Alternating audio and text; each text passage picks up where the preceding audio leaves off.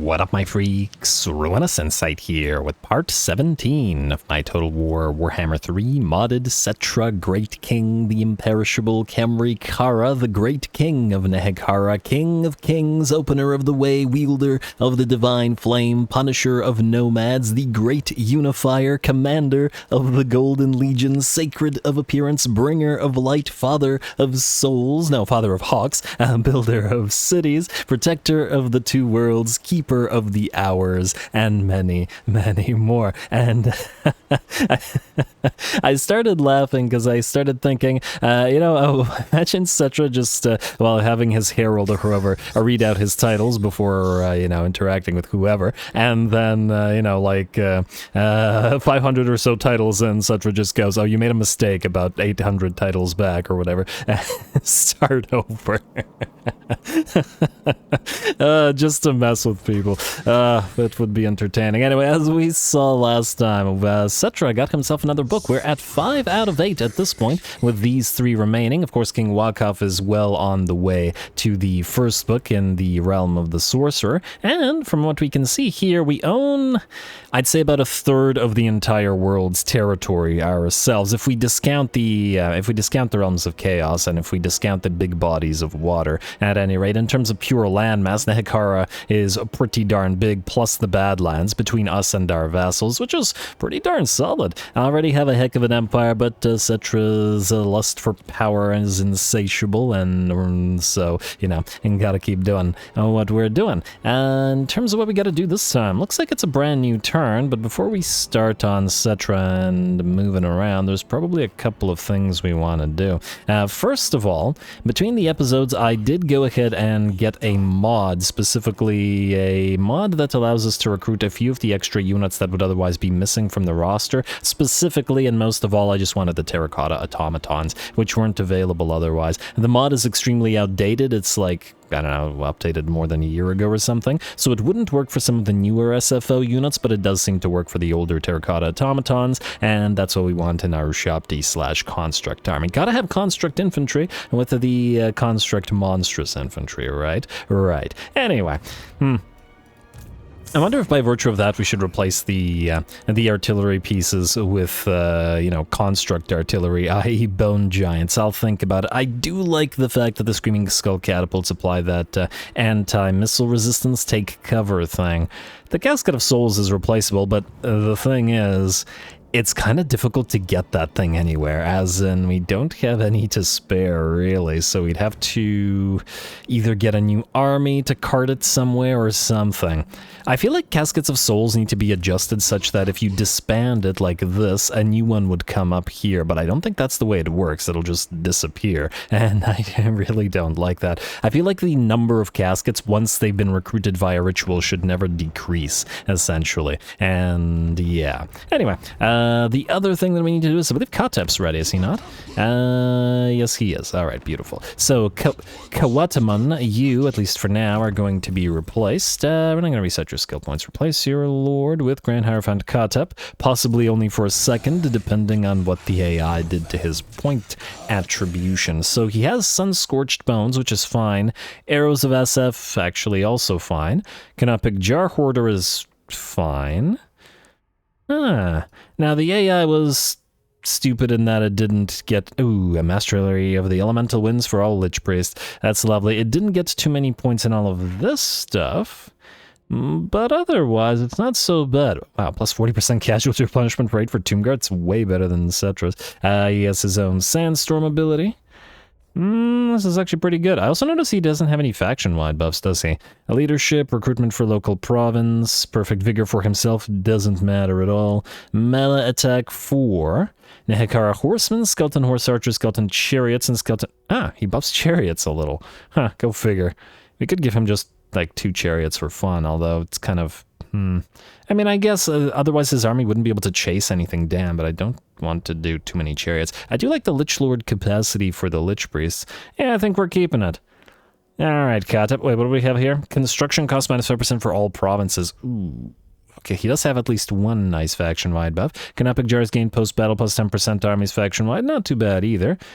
Unlocks your recruitment Lich Priest all provinces. Do we not already have that? Huh. Whatever, right cost minus 10% spell resistance, enemy wins a magic power reserve, and yeah, alright, we'll grab Witness to the Golden Age, because it's faction-wide, but then otherwise start moving first through... Wait, I didn't see this. Oh, it's the first level rather than... Oh, wait, you can't see it in the second level? It doesn't disappear, does it? I'm gonna... Guys, it doesn't disappear, right? Like, Tomb Protector level 1 gives formation attack, formed attack, for Tomb Guard, but in the second point, you can't see it. I don't know if I want to risk that. Alright, we'll just keep it at tier 1 just in case. Obviously, I could just, put the point in there and then, reload the game and find out, but still interesting. Formation. Well, that's really interesting. Okay, I am excited to try that out. We are using a fair few of the Tomb Guard units, and yeah, we'll give the rare Tomb Guard to Katep. These guys, I think, they'll be the tip of the spear for his own particular army, because they're the only Tomb Guard with spears. Makes sense to me. And yeah, we're not going to reset him. He's fine. He's not great, but he's fine. The Trials Incantation of Righteous Smiting will actually be more useful in his army than it would be in other armies as well, just because he is going to have probably a second Casket of Souls as soon as we can get that in there. But anyway, for now, we got fighting to do. Settra, I do believe you can attack Magraan, so we will declare war directly on the Keepers of Morcane, was it? Keepers of the Mountain, okay, fair enough. Declare war. Like so, it won't be a long war because one army and they'll be gone. Very tempted to use some of the canopic jars to get the chariots maxed out. It is Settra's army. You know what, screw it, let's do it, it's fine. Let's go banners, and we'll go for the Emblem of Withering, 1, a 2, a 3. There's gotta be a faster way. And a 4. There we go. 2,000 canopic jars just for that, but, Settra's gotta have the best chariots. It does, however, mean that the Kepra Guard, or the Sons of Horus, as they're called now, will lose their Lichbone Pennant. Does mean also we lose the Tombfleet Taskmaster, but, all in the name of chariots. Like so. Alright. Yeah, because he's using a lot of these guys, I'm still thinking we'll get more mileage out of the Banner of Eternal Flame than the 1 magical damage unit. I think. Plus, of course, Settra provides fire weakness, and if we really wanted to, we could get the Bracers of Fire damage increase. I don't remember what they're actually called in this army, but anyway, Settra. Emblem of Withering, 1, 2, 3, and 4. There we go. Alright, time to chariot up. Settra, hit the guy outside. I'm gonna assume that they'll sally out.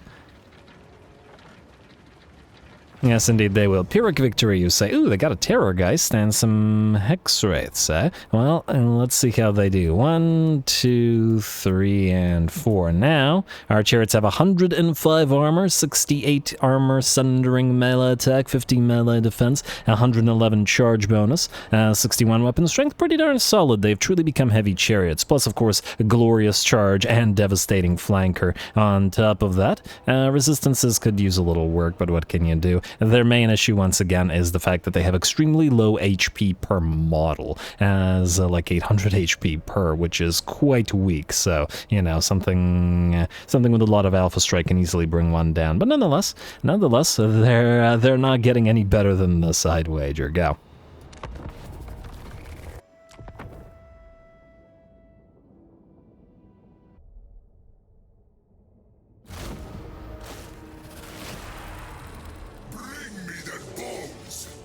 Alright, here we go. Would somebody please bring Settra their bones already? He's been asking for bones like every other battle. The man doesn't have enough. Anyway, here we go. The battle will begin against a little tiny army outside of Magraan, while the main stacks, I should say, will come in as reinforcement. Not that either main stack or mini stack will prove any kind of obstacle to Settra, who runs down a bunch of the zombies and skeletons and moves towards the enemy lord and pushes him way the heck away from his army, and then sends him flying right back into a tree.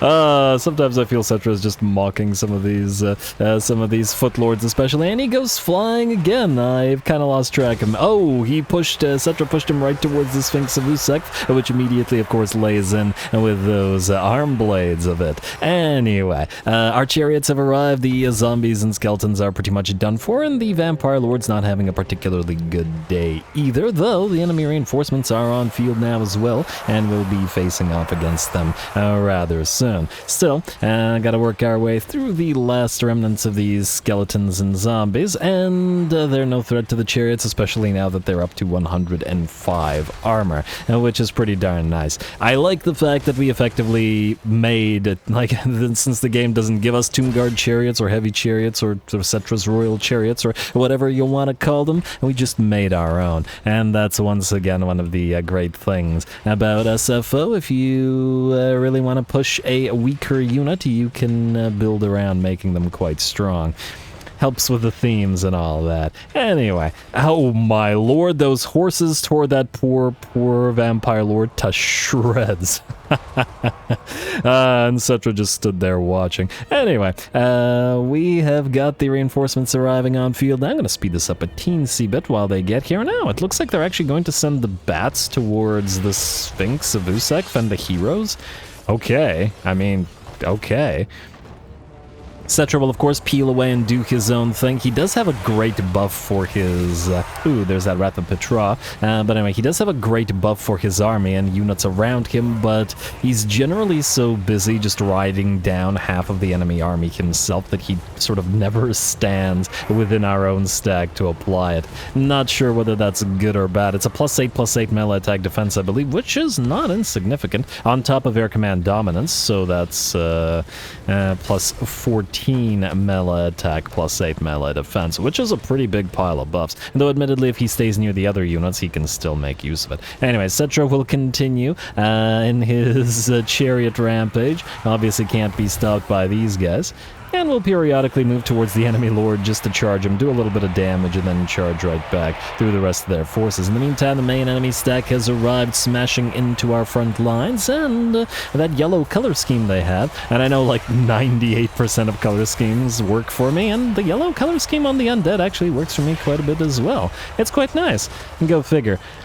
I do like the undead, well, specifically the Graveguard and such, to be a little bit more, I don't know, ragged, dirty, and all that. Like they're fresh from the grave, but this is still looking pretty good. Anyway, enemy Terrorgeist comes down, apparently to go after the Blessed Bark of Petra, but I'm not so sure that it's going to work out so well for it, especially as we do have the War Sphinxes nearby, should it seem like it's doing sufficient damage to us, which, again, does remain to be seen. Otherwise, it's just a good old-fashioned grind as the undead face off against each other here.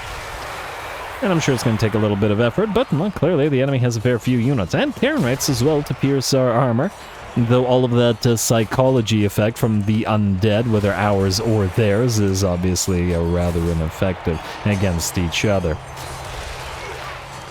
At least in this army. We might add a few more living units to a few other armies. Anyway, in the meantime, over all the way on the right flank, there is another mini battle happening as our chariots face off against the sort of faster elements of the enemy army. The dogs, the black knights, the hex rates have all been pretty much defeated.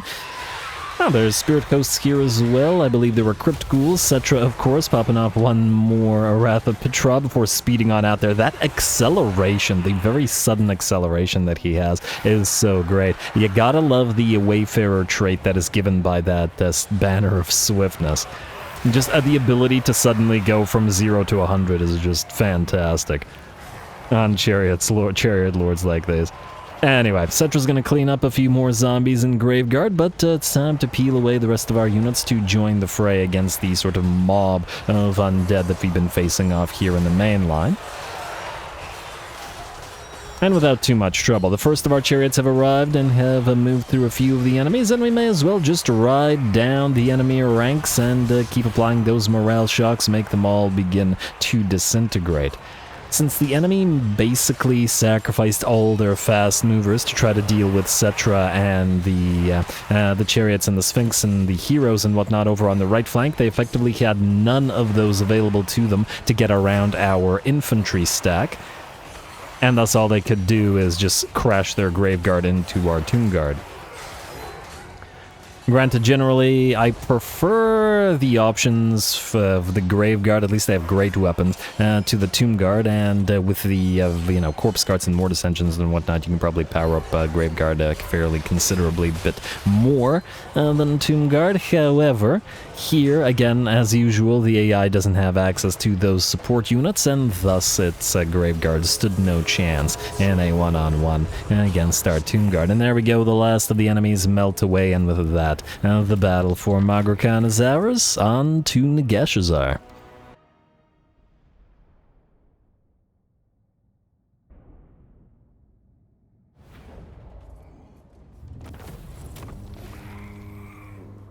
Alrighty, there we go. Unsurprisingly, the enemy were torn to shreds, and this is pretty much an ideal scenario for the chariots, with the wheels on wheels getting 424 kills and 67,000 damage. Actually, more damage than Settra, although of course his damage delta's gold value will be considerably higher because he was annoying more elite units, but also generally speaking, just being an absolute menace to the entire enemy army.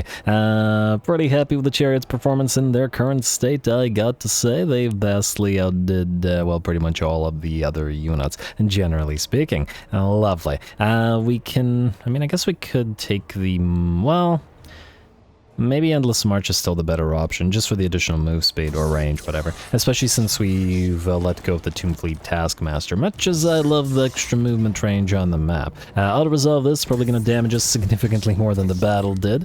Absolutely ridiculous, but what can you do? And we'll take Magraan for ourselves at tier 4, which ain't too bad. We will immediately pop you into Worship of Construction Reduction. We'll start building that Fated Pyramidion, and then I think since this is more or less probably going to be the edge of our borders, at least the borders that we ourselves are most likely going to hold, we may want to wall the place up. Alright, so let's start with that, and then I guess we can also, I mean, I guess we'll just build the Royal Burial Chamber. 960, oh wow, it's pretty cheap here, despite the not construction reduction. I guess we do have this for, what, 3 more turns? 4 more turns? Where is it? Confident Priests, minus 8% construction for 4 more turns. It is. Alright, Standard of Protection, Province secured, Storm of Necromancy, as usual. And there we are. Alright, then we head southward to grab Nagashizzar. Not because we really care about it, it's the principle of the thing, more than anything else. Plus, who knows? The pile of Skaven there might give us a solid fight. I wonder if it's Clan Carrion or something else on the old world map. I always forget. Anyway, Panet, you're up next, and I would like you, if possible, to not trespass, but I think you just can't avoid it, right? Can we head to Mahrag Dunes? I think not. Yeah, you're going to be trespassing no matter what. I might just turn and kill these guys afterwards. Just, you know. Wait. Al-Rahim Doom is also owned by them. Alright, fine. Just go this way. Go this way, trespass for the turn. What can you do? And up to minus 79 due to trespassing. Yeah, well, that's life. Oh, hello. What do we have here? Lost Tombs, Growth, Sandstorm, Attribute Perfect Vigor for all Ushabti faction-wide. I did not know this was here. Wow. Okay, that's a very strong landmark. I'm glad we went up here. And it looks like that means the Gunzaran tree is going to have to die. I can't believe there's a Perfect Vigor for all Ushabti landmark up here. Well, it was worth coming over here. We were always going to get the entire desert, but still, damn. Anyway, Hakor, you are still traveling northward to the Orcs, although, you know what, make a little bit of a detour. Go this way. Help with the Skaven for a little bit. We can move around until we're ready to vassalize these guys by trading them the Dragonhorn mines, which we will, and they're still willing to do this. 36 looks good to me. And we just need to make sure that we grab this little giant stomping ground settlement from the elves. So we have a few other things that we need to take care of. King Wakov, you will continue proceeding towards the 9th library, so please do so. Now let's see what we got out here. And can't see it this turn, but it is owned by the Tallyman of Pestilence, Epidemius, and not a Tzeentch faction. But hey, that's just more different foes for him to fight, or for us to fight. We got one turn until we can kill off all of these ogres. Alright, perfect. Can't have them be in the center of our faction after all in this manner. We do still want to move you guys to trade, so I guess you're gonna go right here. You can stay in raiding stance, I guess. Wait, go here. I mean, you know what? Don't bother moving. We can move next turn because we gotta move these guys together after we wipe these guys out anyway. And the free XP will help you guys reach rank 15 a little bit faster. Which we want, obviously. Alright, Scorpion King, you are on the way to fight the Skaven out here at Doomglade Swamp so that we don't have them bordering us, and then we can trade their territory to the, I want to say, yeah, probably Ashiotla. I don't know if the Wood Elves are alive here, but I suppose it probably won't matter much whether they are or they aren't. Alright, foot up, you are still... Oh, you've reached Qatar. Okay, perfect. So, we need to do... I mean, I guess we could just besiege Qatar. We're going to have to declare war on these guys, unfortunately, but we need that pyramid, so declare war. Huh, I wonder if these guys will rapidly start taking their territories. They have 1, 2, 3, 4, 5, 6. I think I saw a 7th somewhere. Army is there, so they are certainly capable of it. Go. I still think there should be another way to confederate the minor Tomb King factions rather than fighting them all. But all good. Settra, I'm sure, is at least happy. Let's put you into Great Dynasty stance. Then we have 2 other things to do. Yeah. Well, this doesn't really do anything for us, but we'll build a ram, if nothing else. And they got a pretty solid garrison here, so they might sally out, because we have a lesser number of constructs than they do. Anyway, I'm going to pop you in here. Intep, stick around. Then we will want to raise another... Cavalier, which will put us to... That will be the last one. Beautiful. Alrighty, so we will go into Mortuary Cult. We will go for +1 Tomb Prince. And then... For them to live and... Well, for them to survive this, I fear that we may want to get them all the Blade of Antarhak so that they can... Man, then we'll need 6, won't we? Alright, well, I'm gonna have to spend some canopic jars then. Weapons? At least the Blade of Antarhak's a little bit cheaper than the other regen things, because it's the hunger, so it's a lesser regen. 1. And 2. Alright, 4 more. It's necessary. And not Blade of Setup. 3. Yeah, I really notice that these things are only 237 rather than the 500 that we got used to. 4. 2 more. I don't actually check whether the Lord needs it, but I'm just going to assume that he does. 5. And last one. 6. Alright, normally this is something I do between the episodes, but you know, you gotta do what you gotta do. Anyway, click all those. Alright, so definitely all the Tomb Princes. So you, the Bannerman. I gotta remember that you're the Bannerman. Alright, Blade of Antarhak. 1. 2. 3. And we'll have to attribute their points too, but you know, it's fine. Usually I do that between the episodes too, but you know, on occasion it's just necessary. Alright, Blade of Antarhak. There we go. Oh! Did I get... Huh. Wait, there was one more than necessary? Wait, did I do the Lord's Blade? Oh, I did not. That's why. There we go. Alright, and he has no contact effect, interestingly enough, but the hunger is obviously going to be a little bit more valuable. Now, you have nothing that buffs Sphinxes, but we will get Neru for the reductions. We probably want Xar the Faceless pretty much always. Oh. Maybe we go for Master Charioteers to buff up these Sphinxes. Yeah, there's a lot of good stuff in here, but if we go through Master Charioteers, we can grab... Oh, if we ignore Neru, we can go all the way through to Resurrect, which probably is the better thing. Alright, fine. And then we'll go for Ancient Stone for all the Sphinxes and to Resurrect. And we'll get the, you know, godly worship and stuff afterwards. Tomb Prince. Okay, I guess we'll start with you so I don't forget you. Because who knows if they actually sally out. Canopic Jar, Hoarder, Training, Tough as Nails, and the critical thing is Air Command, Persevere.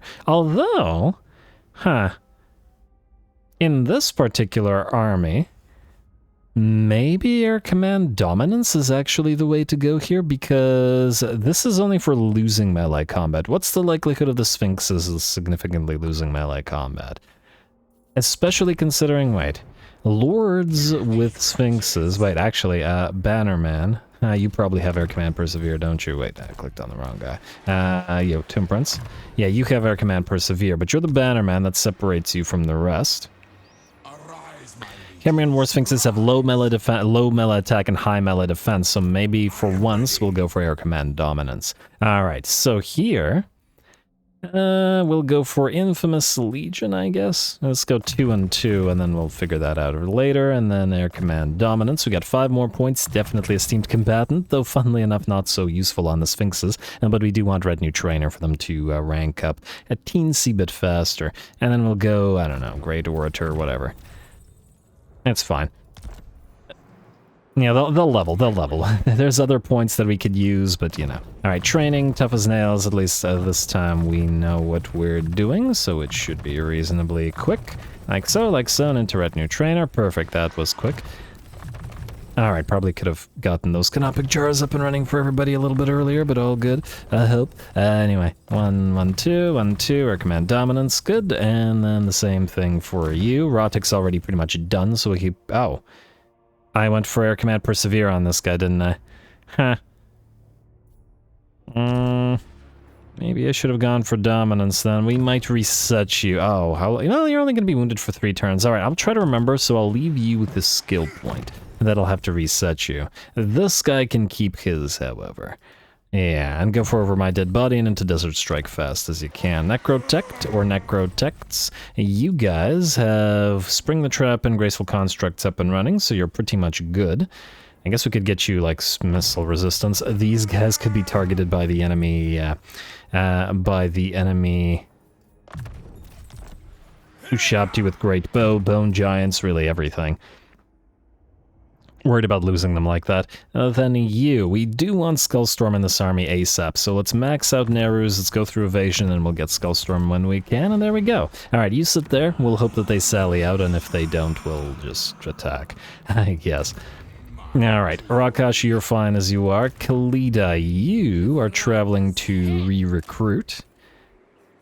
Get your army up to a new standard, whereas King Lamazash is going to hit up the Norskins here. Norskins, we will declare war on you by asking the Ghosts of Pawash to join against the Wormkin. Like so. Do we need to steal their money? You know what, keep your money, it's fine. There we go. Then we will attack you, probably auto-resolvable considering their main stack went over there somewhere. And yeah, this is a waste of our time, so we'll auto-resolve this. Huh. The 2 new Shopti got badly damaged, but it's okay. Occupy the place. Then we will uncollect the income and hopefully quickly build this place up so that we can get at least 1 military structure here and then trade it to these guys, because I assume... Yeah, not ready to become a vassal yet, but all good. And we should have it fairly soon, shortly. Do we have the capability of building a single unit of a construct terracotta automatons? We do. Alright, so pop these guys in and then build you. 2 turns. Well, I guess we gotta heal. Alright, that's fine. Spend the 2 turns there. Huh. Wait, I wonder if we... Where are we here? We had a mission, didn't we? From this guy. To kill Grudgeshod Beard Taker. And if we can do this... We're not fighting this again since we fought this last episode. Occupy. That'll complete the mission for the Cathans, yes.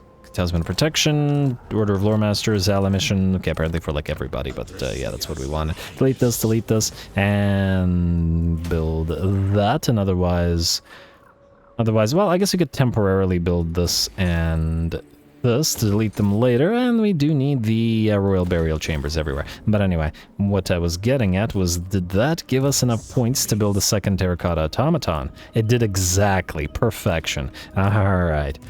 If we're gonna spend 2 turns here, we may as well wait until we have, you know, the ability to build 2. Lovely. And these guys have formation attack just like our Tomb Guard do. Alright. We have a great incantation of Geheb. We could pop it off. Construction time reduction, canopic jars, tomb swarm growth. Seems good to me. Perform. Frankly, should pop that off pretty much every time it goes off cooldown, so may as well, and I believe you're good. Alright, Hundman, Hakora's Hackers. Yeah, these are the ones that survived the other fight. These guys have to, you know, keep working away at it. Oh, do we have a fourth icon of the Sacred Eye here? Yeah, we do, or the fifth, I should say. Plus, we need the... Oh, do we have a Herald of Ushabti? We have the Herald of Khemri, which gives us hawkish precision for skeleton archer chariots, Ushabti with great bows, and bone giants.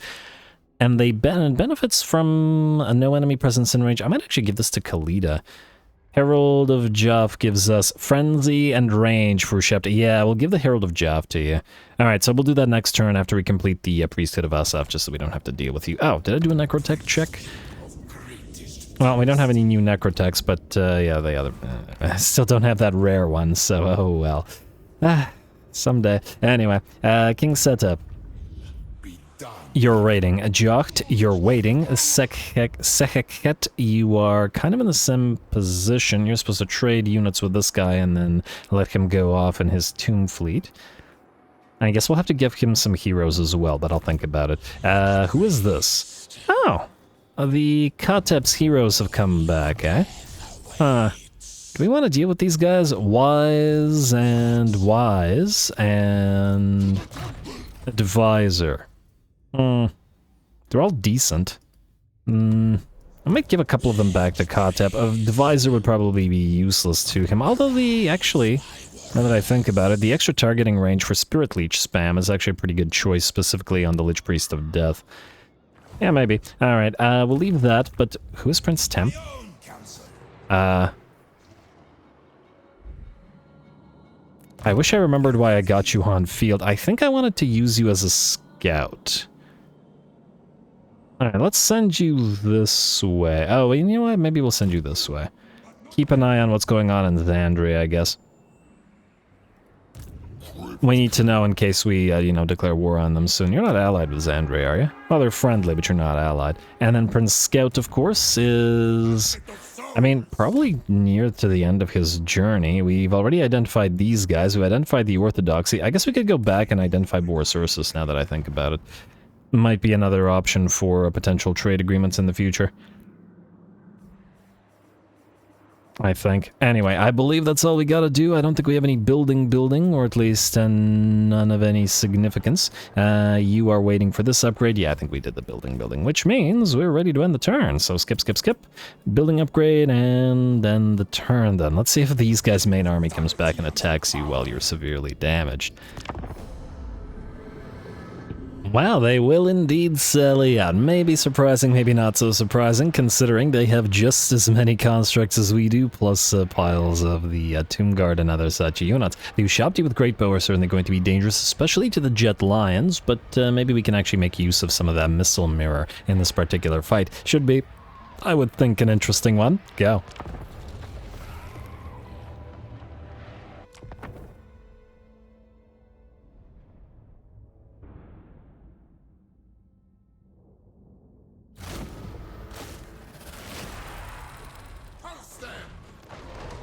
Alrighty, here we go. Welcome to the Clash of the Constructs. The enemy has, I believe, 12 constructs, and we have 10, so they have even more than ours, plus, of course, all of their extra units. I love seeing those Jet Lions together with our Sphinxes. I do feel like it works and fits in nicely. Of course, we will take a fair bit of damage as we move on in, but perhaps not so much from the enemy Ushabti with Great Bow, who we will use the Missile Mirror on.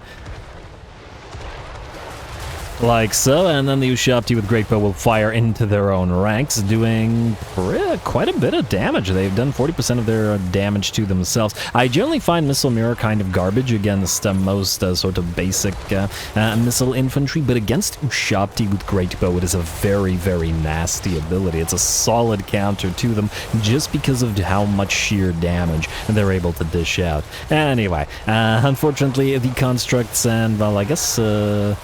well, maybe not so much the Tomb Guard and such, but generally speaking, with the constructs, it's kind of tell whose constructs are whose. The only thing I can say is that all the Sphinxes are ours, and then everything else is not. So all these Necropolis Knights, Ushabtis, Focal Sentinels, whatnot. they all belong to the enemy. As to who will carry the day, let's see how we're doing here. Well, it's starting to take a little bit of damage on a few of the units. Some of the jet lions, perhaps unsurprisingly, are damaged, but that physical resistance reduction and the silence that they've offered has been pretty helpful, and as we saw with Ushabti with Great Bow, which otherwise would be pretty threatening to our Sphinxes, they shut them down as we moved on, and so, pretty darn good. Alrighty. Now it's just a matter of trying to outlast the enemy. Ooh, our lord got pretty badly beat up by that Necrosphinx, though. He's down to about 45% of his HP. We're gonna need you to get regeneration. I guess the Blade of Antarhawk and the hunger offered by it is not sufficient. But that's alright, we will have access to lots of regen abilities for you, and frankly, the poison offered by the Ouroboros item is actually quite nice on you as well. Alright, here we go, gonna head towards the enemy Hyro Titan with one of our Necrosphinxes, fairly damaged as well, but looks like overall the enemy army is on the verge of collapse. The bounce power has shifted to about 65-70% in our favor, and ooh, they have damaged one of our Necrotechs pretty darn heavily at this point, and is melting away with about 900 HP remaining. Hopefully he comes back from that one. And several of our jet lines are also pretty badly damaged. We've by and large been ignoring the enemy Screaming Skull Catapult. Probably shouldn't be, but you know, we've got bigger fish to fry. Sphinxes facing off against Sphinxes. I don't even know who's... Okay, this is the enemy's Necrosphinx right beside our Necrosphinx, who's getting wrecked by that Hyro Titan. Look at that. And that's while being attacked by two Necrosphinxes, mind you, and the Hyro Titan is barely damaged. Well, that ain't great for the Necrosphinxes, but yeah, as we've seen many a time, Hyro Titans are extremely nasty. Even if they don't hit quite as hard, tankiness is a big quality.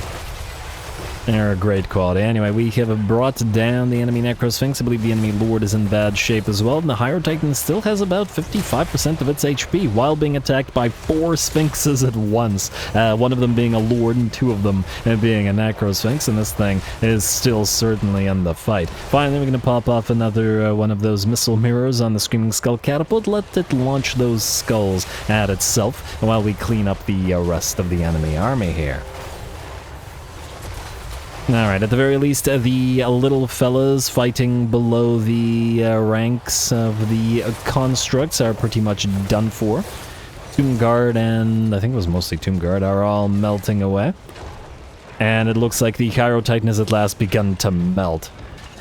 Down to about 20,000, or 20% rather, of its HP. I'm gonna get one last laser eye out on one of our jet lions. Had to peel away at one of our Necrosphinxes as well, as it nearly got killed by the Hyro Titan, who is an absolute monster.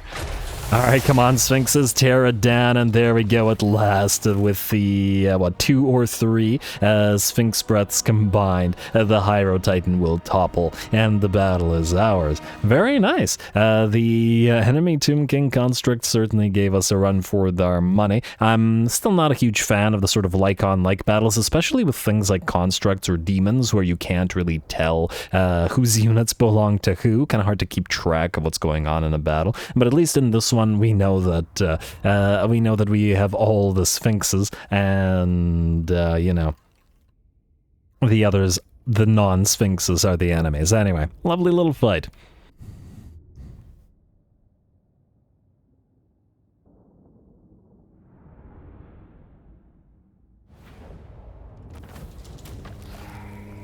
Ooh, alrighty, there we go. The construct clash ends in our favor, though it was certainly a close call, even with the buffs to Sphinxes that we have. Again, you have to remember that, well, at least Hyro Titans are stronger than Sphinxes are by a considerable margin. I mean, look at that. It's 18,000 damage and 3.7k damage dealt, as gold value actually outdoing every single one of our Sphinxes by a considerable margin. Between the spells and the fact that these guys have like twice as much HP as the Sphinxes, makes them just considerably stronger. Even than the anti-large specialist, because this guy was doing all that damage while being attacked.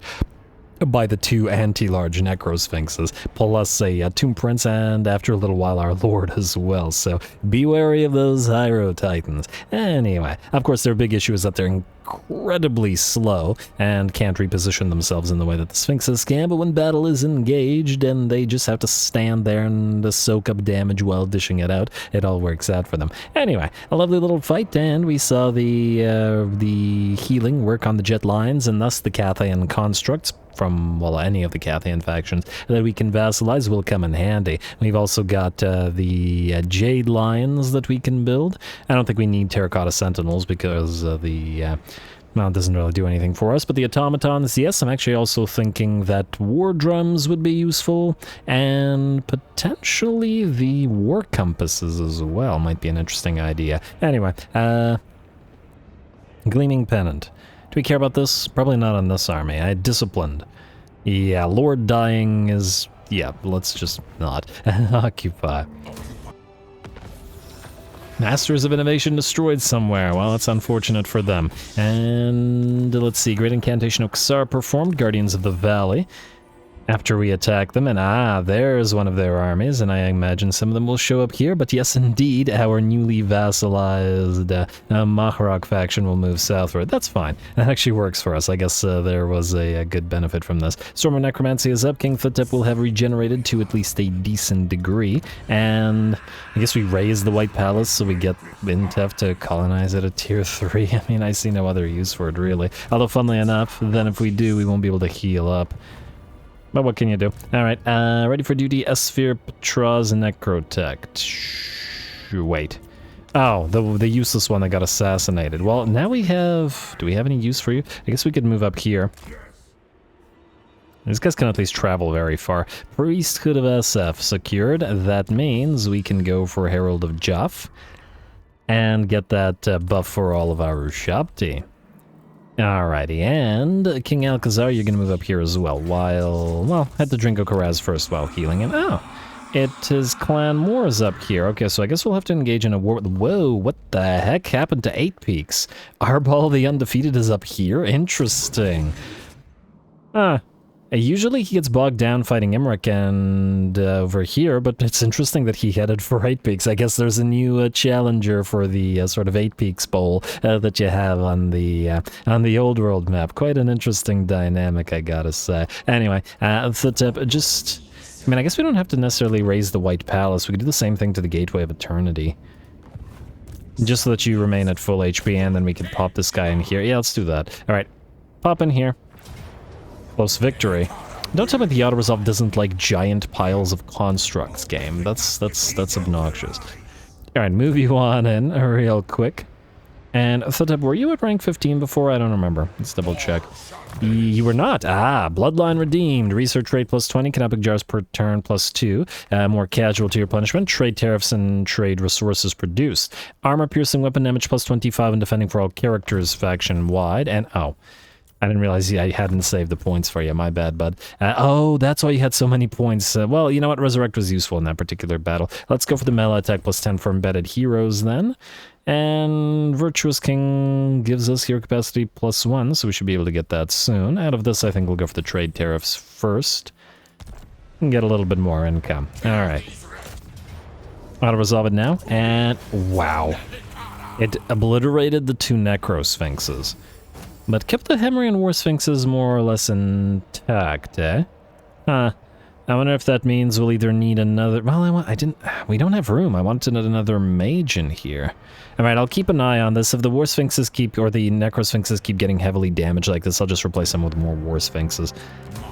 And just so that the Auto-Resolve doesn't have a unit to essentially pick on like this, because it's kind of obnoxious. Also, since these guys got their first battle, let's give them some names. At least the Sphinxes.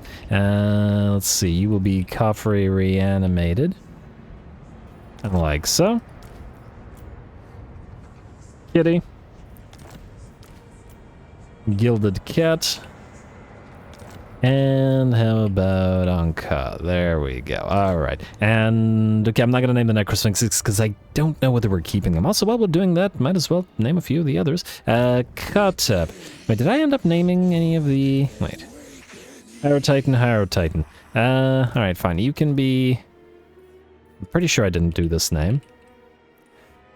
And of Geheb, there we go, in Katep's army, which is nearly complete already. Well, minus the additional Casket of Souls. I'm still on the fence about keeping the Tomb Barks or not. Sepulchrex and Dushaptike. You can be Anointed Harvesters.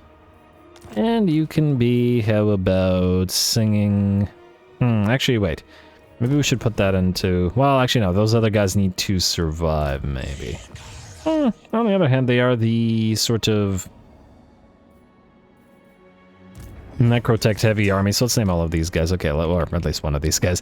Singing Blades of Job. Jag. No, Job. There we go. Alright. How about the Carrion, since their army will be up and running shortly? Ooh, we get to declare war on the Ogres this turn. So we have Carry On My Wayward Sons in the Last Visages. And you will be joined by Light Beer Enjoyers. And you will be joined by Carry On. Alright, and then these, well, I was gonna say maybe 6 plus the Flock of Job, but I'm not entirely sure that that's the actual number that we'll have, so we will see. Next up, and while we're doing the naming, I think I forgot to do any last episode, let's see, we have Undying Guard, Grand Protectors, Sepulchre, Sentinels, Marrow Legion, Guards of Ra. Okay, so all of these guys are named, meaning this is kind of a Wakav related name, but I guess we'll have to give him to Hakor, who has a lot of our Nehekaran warriors. We'll give it to...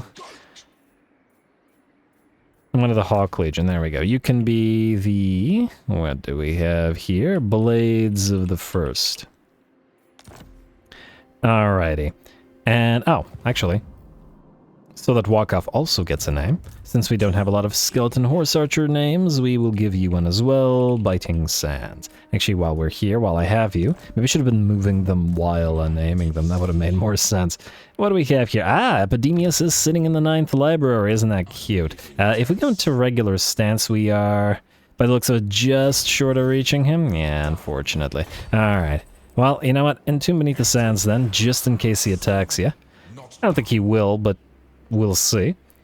And then we'll besiege him next turn, and then raise the place, or occupy the place, get the book, and etc, etc, etc, our way through it. Oh, actually, let's complete this little round of naming, since I forgot last episode. Let's do Pandora's Box for the Casket of Souls and Katep's army. I mean, if we're going to name Katep's army as units, so that's definitely going to be the one. And how about you two? We'll go... a little Pyro Titans, and we'll go the Settra's, which is kind of amusing in Katep's army. Maybe we should have given that to one of the halberd names. Well, now Settra has the Blade of Petra. It's just that his model uses his halberd rather than the sword of a god. I don't know, but he does have the item with him, even if he likes to smack people around with his halberd. Anyway, I guess that's good for now. Let's get back to the top. Settra, that's you. Always on top, so I should giggle. You are going to go to the gates of Nagashizzar. I guess we will... well, we were always going to declare war on this faction. It'll be a little bit annoying if they move towards the Gate of the Stars, but can they actually do anything about it is my question. This place is pretty darn well defended. They could raid it and annoy us thereby, but otherwise I think we're safe. You are allied with no one, and you are at war with Clan Rickek. I don't know who Clan Rickek is, but I'm not sure I care. Something about choppers. How dare you speak, etc. Alrighty, there we go. Let's do that. Let's pop Settra's army into the gates of Nagashizzar and head to Nagashizzar itself. This is where Nagash escaped to once Settra chased him out of the Black Pyramid. After the Great Ritual. Anyway, auto-resolve. And occupy.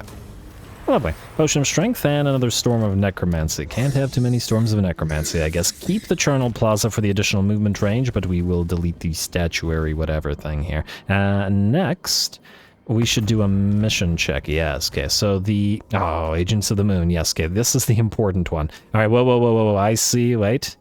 Alright, so I see one army here. I see another army here. And I see another army here. We'll take Epidemius, though, because that's a guarantee, whereas these armies, some of them might be taken out by the by our vassal Mahrok Epidemius, and wouldn't you know it, Epidemius. Hopefully he doesn't run, but he shouldn't. Generally speaking, armies seem to underestimate Wakoff's army, which works out well because they really shouldn't. And speaking of Wakoff and his army, anything here that we want to do point application-wise? Is it at last time to make Wakoff? We do have All Bark No Bite here, but otherwise, I think we're safe to make him into a strong fighter, stronger fighter. Yes. I'm also frankly tempted to give him a regen thing. It'll replace bleed with poison, but since he's a duelist, that actually doesn't matter much. Probably the way to go. Yeah, anyway, for now, though, we will go for Conqueror. That he is. He's hitting pretty hard at 711 already. Necrotect, what do we have here? 2 points to play with. We don't need to put any more points into these, because we already have the snakes buffed up. We don't need laboratories, it doesn't really do anything for us. Although, I guess newly conquered territories, it will allow us to build stuff quicker. At the same time, it's not really something that we encounter with this particular army. At least not yet. You can still have the Conqueror, I guess. It's just too good for 2 points to, you know, not get it. You can grab Onslaught, and I guess we can go through all the way to Retinue Physician, although it's not super critical in your army. And I imagine that we'll actually want to start moving towards Vicious Curses for the faction-wide missile strength for caskets buffs. Now that we have Kotep especially. Yeah, maybe start moving through it. Go through, I'm gonna say Runic Staff. Alright, it looks good to me. And walk up to the... Okay, yeah, you've moved as far as you're gonna right now. Panet, you are going to have to declare war on the poor little Bretonnian faction here. Thegan's Errantry. You really shouldn't have been holding on to a landmark of such caliber and declare war. On the bright side, the more wars we declare, the more wars that our vassals participate in, the more they like each other and don't dislike us because of, you know, their aversion to each other. What I'm getting at is the fact that, for example, we've just vassalized Mahrok, and Mahrok is an undead faction, and therefore it is one that is disliked by virtue of that by all other factions. Which is a shame, but what can you do? Justice for the undead. Hakor, you keep moving on towards Kerik Asgal, whereas King Alcazar is going to move towards Gujur Mines next. Soon we'll hopefully trade that to these guys for what we want. Oh, as long as they don't lose Grimaz Drak, which will kind of annoy us. Rakash. Alright, so you guys are good now to fight some ogres. Alright. This will be the first battle for King's setup. Alright, exciting times. Let's see how he and his anti-leadership army does. Though admittedly, I'm wondering whether we should do this as a field battle. Health of settlement walls. This place should not have walls, right? When inside, Wood Elf or Norse can... Wait. Adds walls to the settlement. So this place is walled. Okay, we'll fight it in the field then, because, you know. And this will mean no cinematic fight, and I'd rather do it cinematically. And what about this one? And this one should not have walls.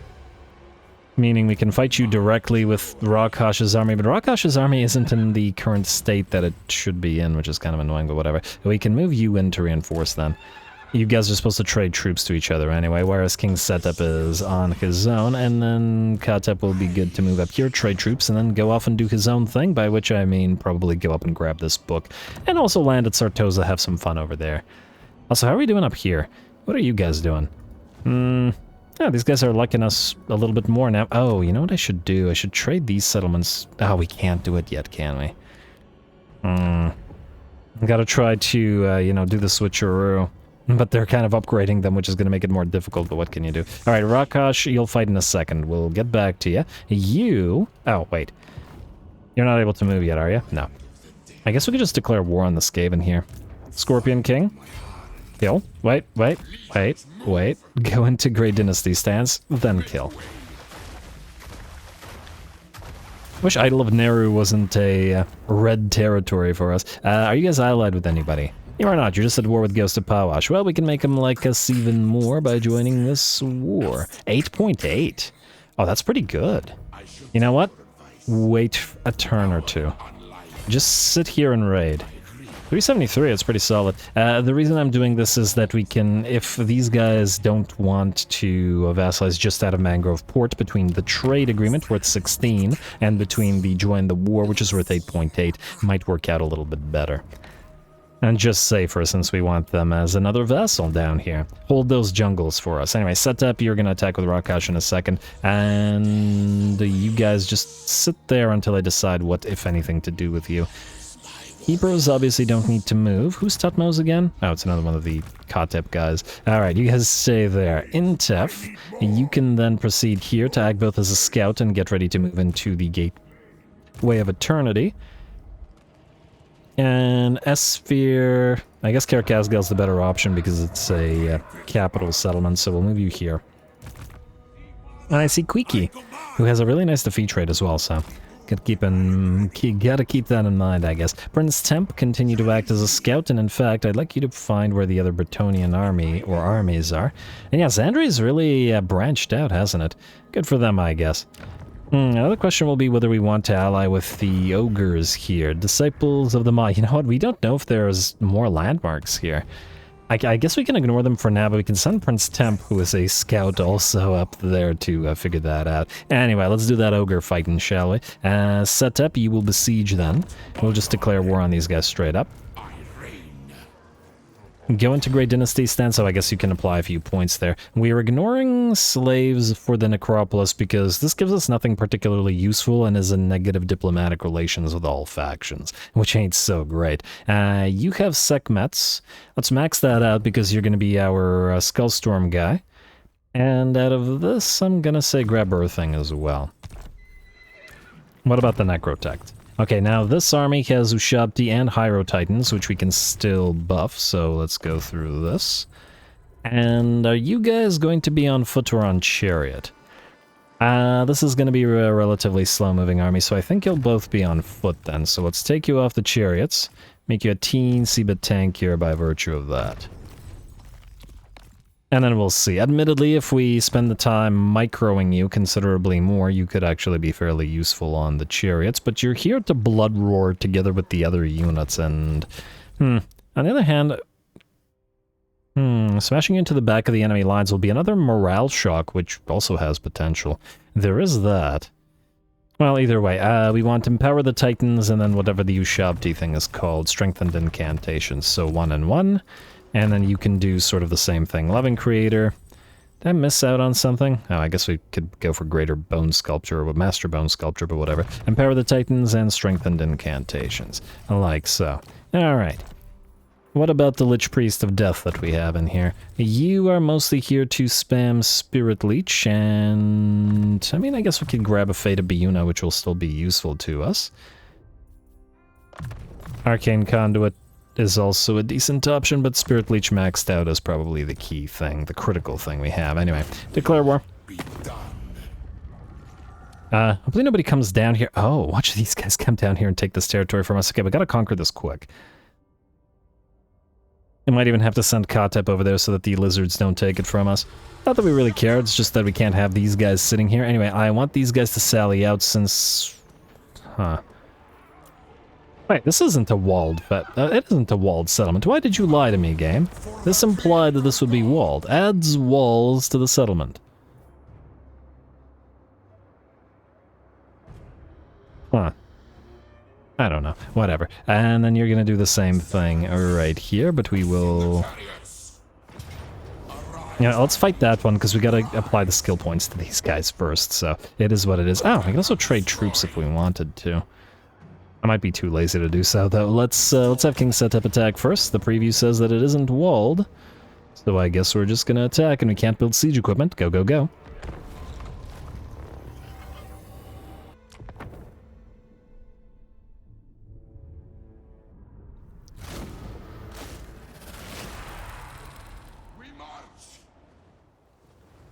Alrighty, we march. Do we march or do we sit back here and wait for the enemy to move on? And anyway, here we go. Debut for King Setup, who you got to love. That golden death mask he has is absolutely glorious. And frankly, I do wish that more of the lords leaned into that aesthetic rather than necessarily the mummy face. Gotta put those death masks to use. Also, I like the sort of mortuary cult staff together with spear.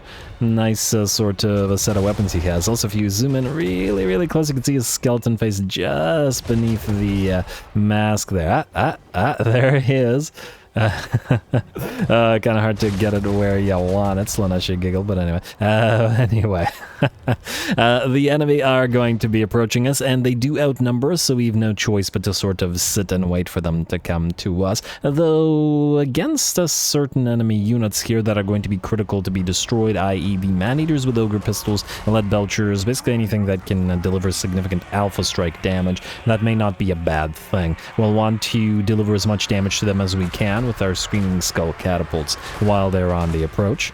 And since it looks like they're going to be waiting for the slower elements of their army to join the battle, i.e. all those pigback riders and nobblers in general, we do have the time to bombard them. And it looks like stray shots will smash into other units as well, so that works out. I do like seeing this bombardment, though, with significant numbers of the Screaming Skull catapults. I think this is our first army that uses more than 2 Screaming Skulls, which is pretty nice. I'm almost tempted to make an artillery-heavy army. If only we had more options for artillery with the Tomb Kings. I mean, we could make just a huge battery of Screaming Skulls with like 8 of them, but the fact is they don't actually deal all that much damage, and thus, I don't know. I don't know if that would be the most viable of armies. We'd need to have that army have like 2 or 3 caskets of souls, and if we want to make a viable sort of artillery spam army with the Tomb Kings. I mean, obviously, if we just throw in a few bone giants, which are artillery monsters, and Ushabti with great bow, then it would, you know, it would work out, but I mean sort of, you know, static artillery, not monstrous artillery. Anyway, enemy's gonna pop off a burning head, doing about 10 to 15% damage to one of our units of Tomb Guard, while the rest of the ogres move on in. Now remember, this army is our anti-leadership army, which is great, but funnily enough, the ogres are probably one of the worst factions to fight with this particular setup, mostly because, yes, we can scare them away from our sort of units with those leadership shocks. However, because the ogres are extremely fast, they'll just book it on out of there and come right back, so not so sure about that one. All good, though. It may be an anti-leadership army. That doesn't mean, however, that it can't fight on sort of normal terms. And it's nice to see all of the celestial lines here as well. Since we have sphinxes, all of these sort of lion units, whether it be from the elves, I guess, or from the Cathans work, especially the construct lions from the Cathans, and with the celestial lines too. And they do provide bleed as well on top of that blood roar, or whatever their version of it is that they have, or more anti-leadership. Alright, either way, looks like we had to move back one of the Hydro Titans from the front line to protect the Screaming Skull catapults, lest the piles of nobblers run into them. We can see all of the enemies running here, but they're running with a lot of HP, and since they have a lot of speed on those ogres, they'll just come right back. Admittedly, that does mean they're not supporting the main line, and thus, well, the main line is liable to take a lot more damage from the rest of our units. But nonetheless, I'm excited to try this army out against a different foe. Nonetheless, the bounce power has shifted to about 85, closing in on 90% in our favor. A lot of the units are running and then will return, but we're still holding them off fairly nicely. One of our summoned units of Skelly Boys got ran out of their time, but we're not yet close to the first tier of the Realm of Souls. Yeah, if we had more room in armies, I'd definitely put 2 of the Mortuary Cult or the Lich Priests in every single army, but it doesn't really work here. And I guess it doesn't really work for most armies, because we need the space for other stuff. But it would allow us to activate more of that Realm of Souls, so I don't know. Anyway, the enemy is still approaching or coming back, rallying. That's the word I was looking for, with all of those nobblers, flingers, and huntsmen and hobgob mercenaries as well. But fortunately, most of our units aren't susceptible to these sort of weak elements of the enemy range. While the enemy's critical elements, the man-eaters with ogre pistols and the lead belchers, have been focused down, I don't expect the nobbler trappers to do all that much damage to us. Although, funnily enough, when I played ogres, not the last time, not with Greasus, but with when the man-eaters came out with Golgi, my favorite army in that particular campaign was four of the ogre giants, slave giants, and just a pile of nobblers, and that's it. All led by a paymaster. So, my point is, the nobbler is still not to be underestimated, especially the pigback riders, which are a very, very good unit for their cost, like an extremely good unit for their cost. The ogres certainly needed them. I remember my major complaint about the pigback riders when they got released was the fact that it made the regular nobblers kind of completely pointless. Why would you ever build the basic version? Not the trappers, but the... do they even have any? Yeah, even the AI isn't building them, is it? Yeah, there doesn't seem to be much purpose to them anymore now that the pigback riders exist, but I digress. This is not ogre discussion time. Time to end the battle, I guess. So the enemy shatters, battle's ours, no problem. We took a little bit of damage, but it was a solid debut for the army.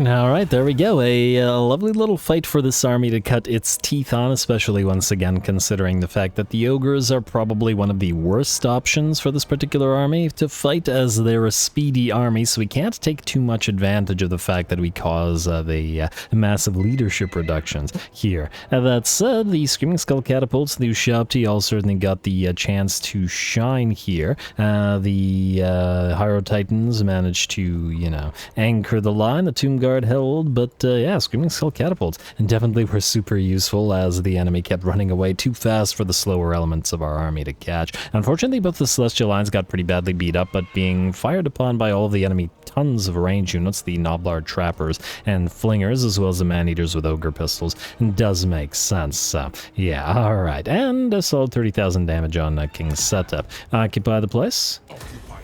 There we go. Temple Shrine of Ramatep is now ours. Delete this building, but keep this one and uncollect the income as we... little Numas rebels. That's kind of... Oh wait, this is Mahrake. This is a Numas. I got confused there for a second. The Storm of Necromancy, and then, okay, we'll fight this in a second. Let's do building, and then we'll fight the next. Our main territories are all pretty much done in terms of building, so there shouldn't be all that much. Bitter Wind, keep upgrading those money-making structures, although eventually I'd wager that they will similarly not have too much use. I mean, again... The increases to income we can still get use out of in the sense that we can still transfer it to our vassals and have them do some of the work. It's certainly a viable strategy, as we saw in Thorgrim's campaign, which was which had a lot of allies that we were transferring stuff to. Anyway, Mortuary Sanctum, yes, and upgrade to the Refurbished Workshop. We already have the Royal Burial Chamber, we don't have the Hidden Sanctum. Also, Doom Mountain, I would wager we no longer need the Avenue of Monuments here. We can just get rid of it. I was mostly keeping it here in case Jocht needed to move, but I think he's okay. Alright. Great Statue, yeah, we'll upgrade you. Golden Plain, we have... Oh, Khalida here, and Khalida, you can move into Lamia. You start... Okay, you can't recruit stuff immediately anyway, but you will next turn, so we'll get... the Hall of Rebirth up and running. We will get the Ruin Nehekaran Citadel up and running. We'll upgrade you now, and then Khalida, you can start recruiting next turn, so just head into Hall of Rebirth.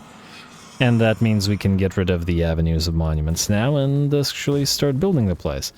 And also, we have started to collect income here. We no longer need Worship of Petra and can switch to Worship of Construction Reduction, like the rest of our faction. Alright, perfection. Do we want to build maybe the Royal Burial Chamber here? Why not? We have the House of Rebirth coming, so it's a little bit more of the trade goods stuff. Don't really care about the anti-vampiric stuff, but whatever. And we will want to build the stuff that's related to the Fated Pyramidion. Frankly, we may not need you here, Lone Column, so we'll delete you for now. And then we'll see. If we need to bring you back later, we'll bring you back. It's not super critical right now. Here, House of Everlasting Life, you have also no longer a need of the speed up locations. And just got to keep building all of these undead quarrymen and stuff. All right, Mountains of Dawn.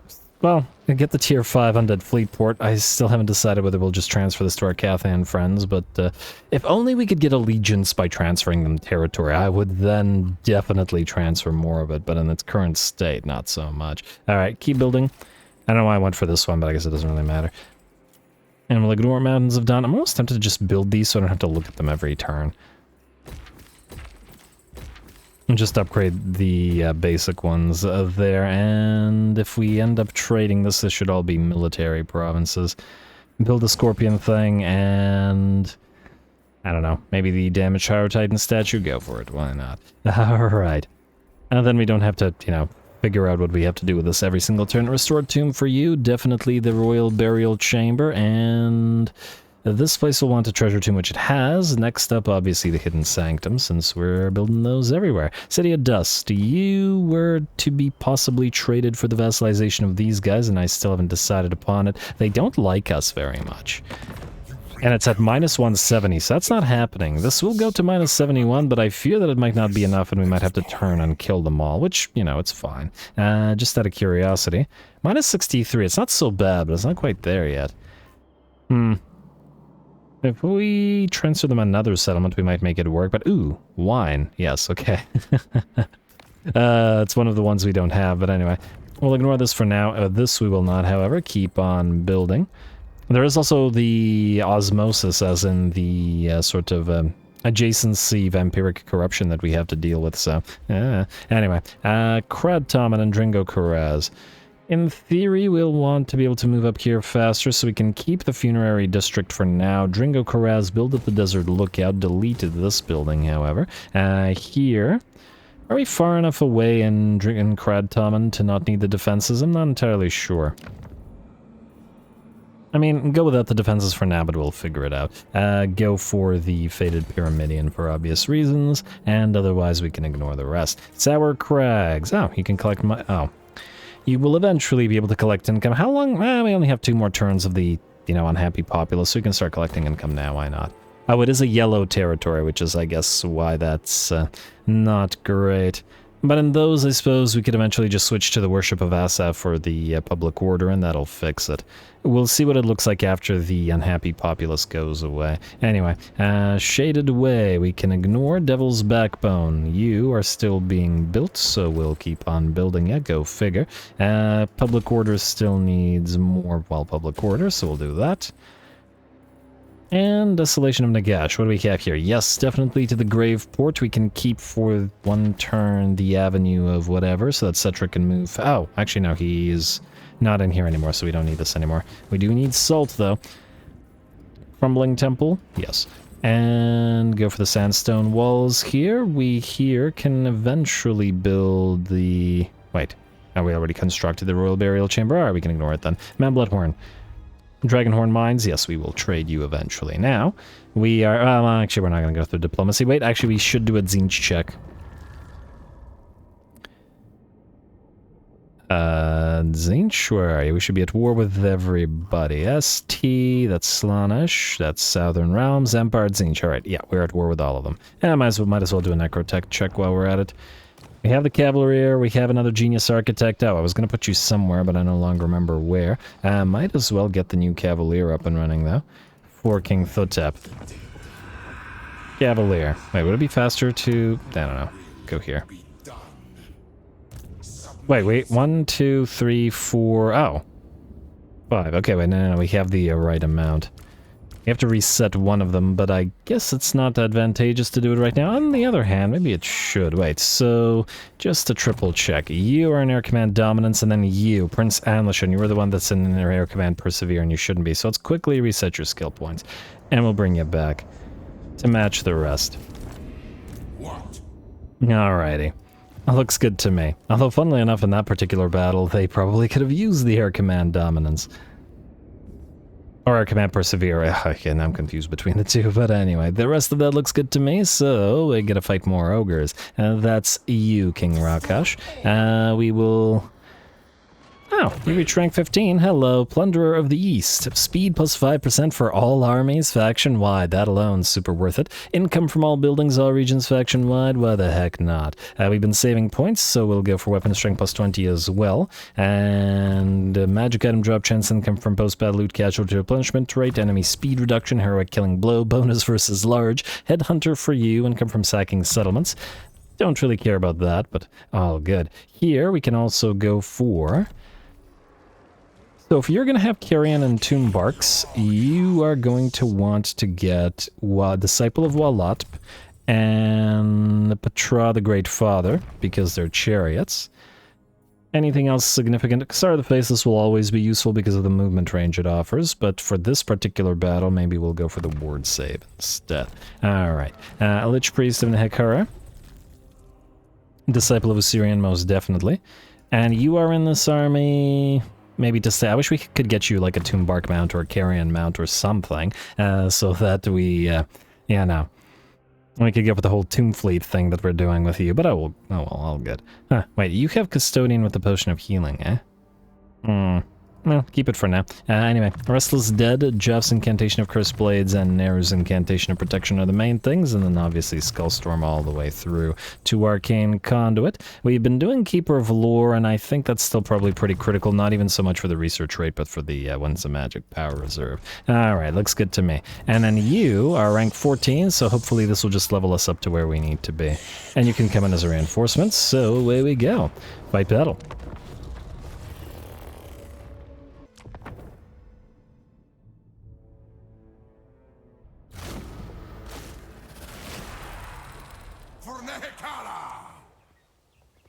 Alrighty, here we go. Should be a fun fight, if nothing else, because of the sheer number of enemies, and the fact that we've got King Rakash leading kind of sort of separate elements from 3 or 4 different armies here that are supposed to go either to different lords or, you know, into different armies once we have, you know, the ability to raise additional army capacity, which we don't yet. And ooh, the Sphinx Legion of Numas, they look fantastic. I love the sort of all-white aesthetic that they've got. Wait, huh. Isn't there a Guardians of the Alabaster Tower or something? I would have figured that they would have the sort of all-white color scheme.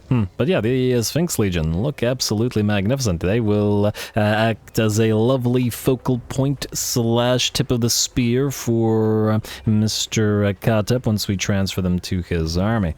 And again, I like the fact that they have, they're the only ones that we have with spears rather than halberds. Admittedly, that probably means less armor-piercing damage, but all good. Worth it to have the Lich Priest Resurrection and them being super tanky by virtue of having their own heal attached to them.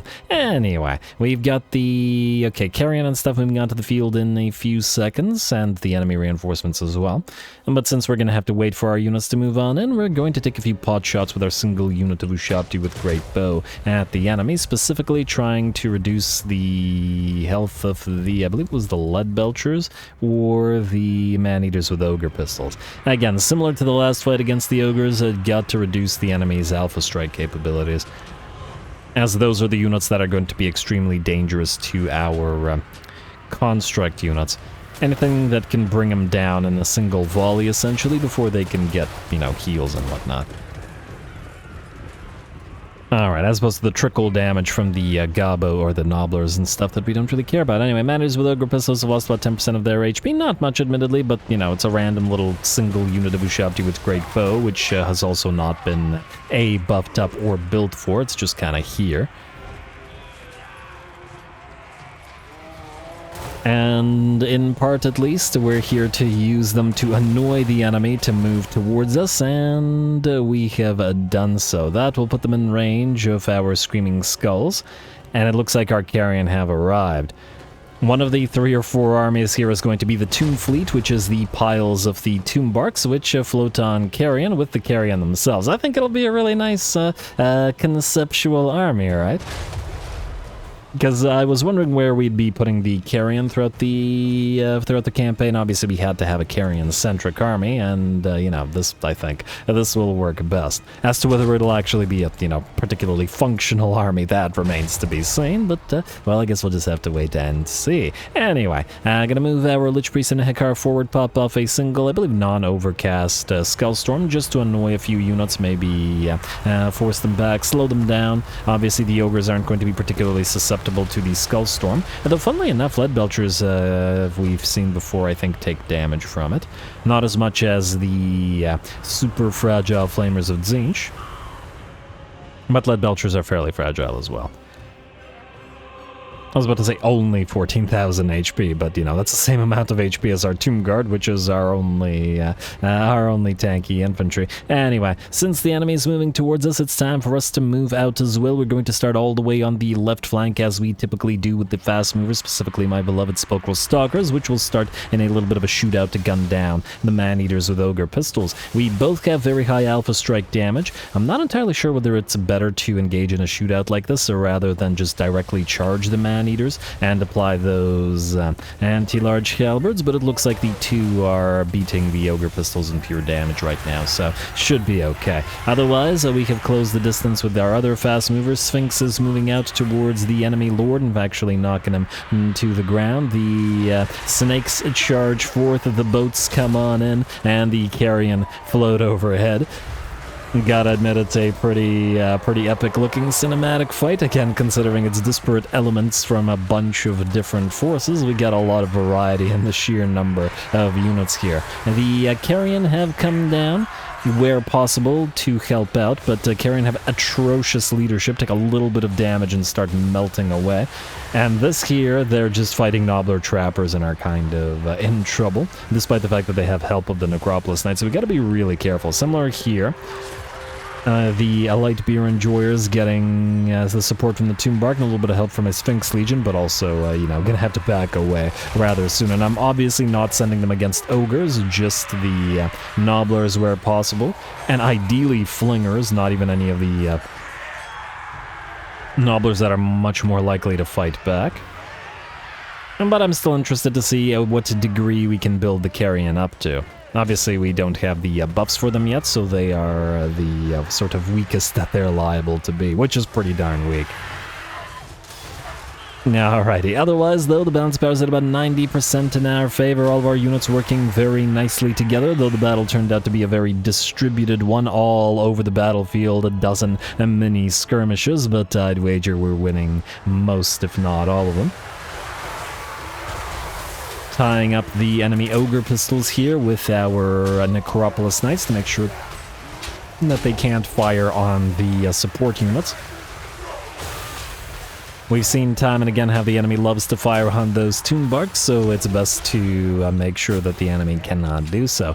Still a bit of a fight between the Slaughtermaster and the Khemri War Sphinx, although I'm not entirely sure that was the same one that got charged at first. Could have been a different Sphinx and a different Lord. I think it might have been the Ochre Paymaster that got charged the other time, because it would be weird if the, 6-7 minutes in, the enemy still had full HP.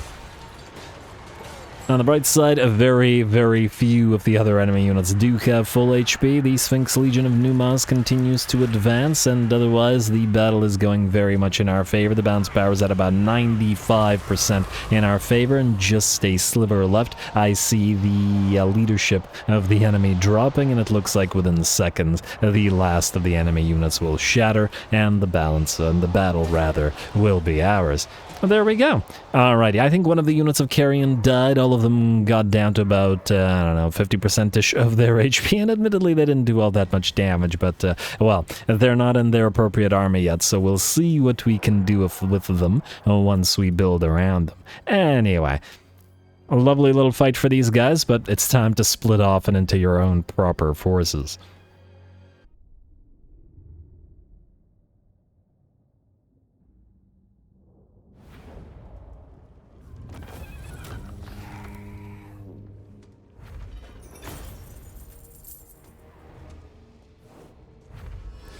Alright, there we go. Free war banner. Don't know if it matches our own banners, but the reload reduction is not too bad. Anyway, one of our carrion units melted away, but it's probably not super surprising. They're one of the worst units in the game, but oh, and it's one of the ones we just named. Now we can just transfer the name to this one. Ha, alright. Carry on. We'll carry on with another name. Usually I don't bother, transferring names of units that died, but depending on whether we keep 5 or 7, it might not matter. Anyway, war banner and everything rod for us, and otherwise a rather nice little fight, minus the fact that the carrion are very difficult to keep alive. They can't even fight Nobbler Flingers, mind you, which are supposed to be absolutely incapable in melee, but what can you do?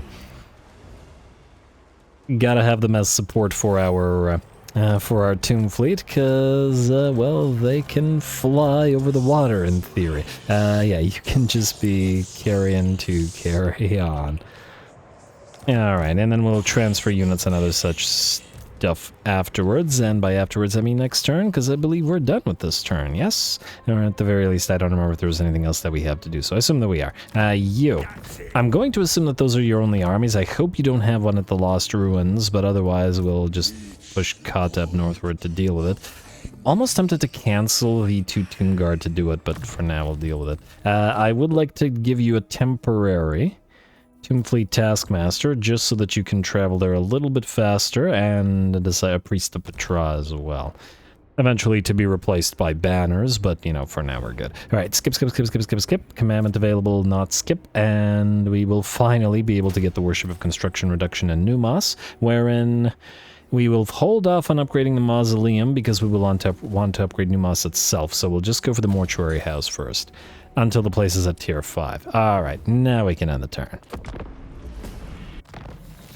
Confederation, Kuhan, and Bordello Errant. Alright, not relevant to us, at least down here. And there is that Herald of Joff, which will power up our Ushabti army further. King War Sphinx for King Yanhanza. Who the heck is King Yanhanza? I think he might be one of the ones that are sitting here. Oh yeah, he is. So, if we should get him up and running, we can at least potentially get him to be an immediate Necrosphinx Riding Lord. Still no Necrotect. I have lost hope.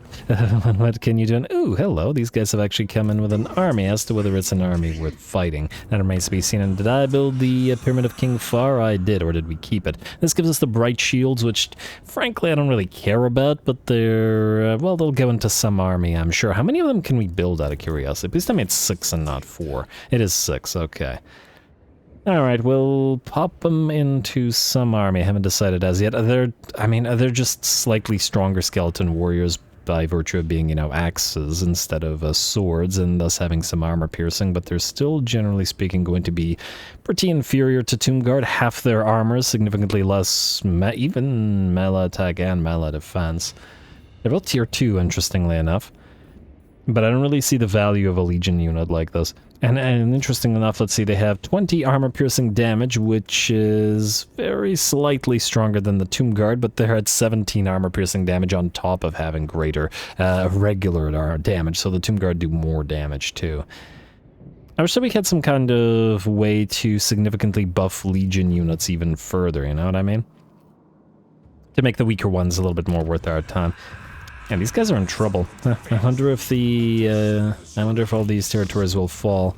We'll see. I wouldn't mind or care if they did. And now what I do mind and care about is building up the open graves. And hey, we got our first 2 terracotta. Ooh. Okay, wait. Wait. Who do we have a mission to kill? Oh, it was Epidemius, wasn't it? Well, he didn't attack us, so please don't tell me he ran away. Okay, he did not. Okay, good.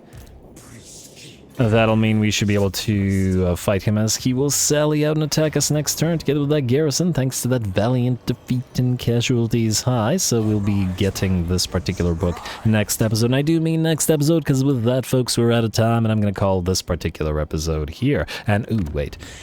Let's build this. Oh, we can't build it immediately. Or at least we can't get the perfect vigor for Ushabti immediately. But we will soon. Just gotta grow the place. Alright, anyway, yeah, calling it here. Next time we will continue moving through these territories. Take another little look for any more of the landmarks in case they're here, and otherwise keep advancing wheresoever we can. I'm gonna fight some rats here and in the south as well. Khalida will begin recruiting her missing units, and we will send her northward. Gotta vassalize the Knights of Caledor after all. Gotta have pretty big buffer states so that all of our territory is surrounded by other territories that are vassals that the enemy would have to go through to get to our undefended, poorly garrisoned main settlements. Anyway, more Settra to come, so stay tuned. Don't forget to leave those likes and comments below, as they will determine how long this campaign continues to run for, especially as the engagement begins to drop. All glory to the algorithm, and thanks for watching.